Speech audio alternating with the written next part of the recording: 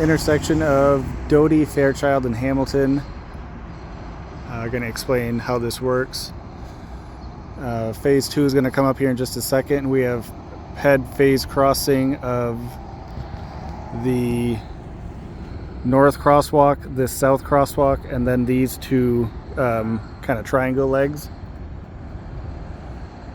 When phase 2 ends, the north crosswalk and the south crosswalk here, they're going to end. So right now the flashing don't walk's coming up, but these triangle crosswalks are an overlap of phase 2 and 3, so that walk will stay on.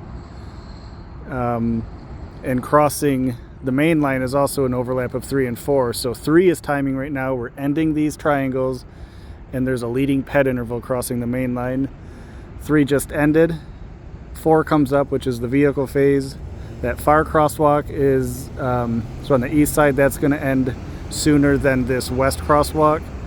That way there's kind of a lagging green ball without hopefully anyone in the crosswalk to kind of help traffic in that direction.